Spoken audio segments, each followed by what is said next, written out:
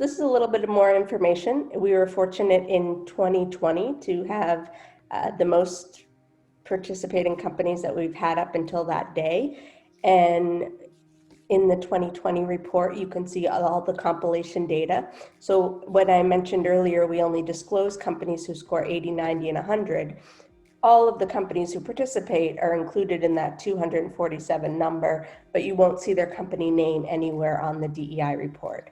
And it's a compilation data based on how companies answered each of the questions. A lot of those questions that stand out more than others as areas where companies are doing well, areas where we could see improvement, and areas where they could do even better. The scoring is increments of 0 to 100. There's one category that's 20 points, and that's culture, because we really believe it starts with the disability inclusive culture. You need to be thinking about including disability in all of your culture conversations. And culture measures the disability inclusion in the diversity and inclusion statement. Also asks if you have a disability employee resource group. If you don't have a disability employee resource group, it asks you if employees were to express interest in having a resource group, would you support their interest and support the creation of one? And then it asks if you have a disability hiring goal. A lot of companies are federal contractors who participate in the DEI, but some may not be. Federal contractors are required to have a 7% hiring goal for people with disabilities. Those who are not federal contractors, we still encourage you to put, yes, we have a goal and this is how we're going to work towards it, because there's nothing that should prevent you from creating and having a goal. We also ask about an employee engagement survey. You allow people with disabilities to identify in the employee engagement survey if they choose to. Then in leadership, so now the rest of the categories are 10 points. Leadership, we talk about what are senior executives doing within 2 levels of the CEO. And in that category, we're asking about, do you have a diversity council? Is disability represented in that diversity council? Do you have a senior executive ally, someone who's willing to go to bat for the disability community, or someone who may identify as having a disability themselves within 2 levels of the CEO? We also ask if someone at the executive level has made a public statement that includes disability or talks about disability and the company's commitment to that. Then we talk about senior executive performance evaluations.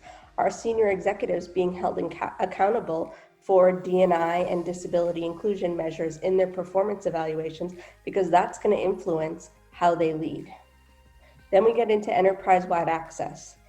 That talks about having building accessibility plan, also digital accessibility plan. Are you making all of your products, both physical and digital, accessible so people with disabilities feel empowered and supported working at your organization? Then we go into employment practices, starting with benefits. A lot of companies who are starting out in the DEI, they score well in the benefits category because these are benefits that they may already be offering to their employees, including EAP plan, short-term disability, long-term disability. But then we ask some additional questions about things that are helpful to the disability community, like hearing aid benefits, vision benefits. Personal assistance services used to be in the benefits category, but we moved it over to accommodations. But anything that can be helpful to the disability community so they feel supported on the job. Then we get into recruitment, where we're really talking about what are your disability recruiting efforts. Are you putting it out there that you're willing to make an accommodation if someone needs one for the job application process and the interview process? Then we ask about, what are you doing when it comes to disability recruiting? Are you working with external organizations so you can have a pipeline of talent with disabilities? And then we ask a question around personality profile screening tests. We prefer for companies not to have them, but if they do have them, do you have an option for employees with disabilities to opt out if they choose to, because it could be a potential barrier to employment. We've had some members of our Next Gen Leader program who have applied to a job and they've failed the personality profile screening test, and then needing to wait a whole year before applying to work at a company again. So really trying to prevent those types of barriers. Then we get into employment, education, retention, and advancement.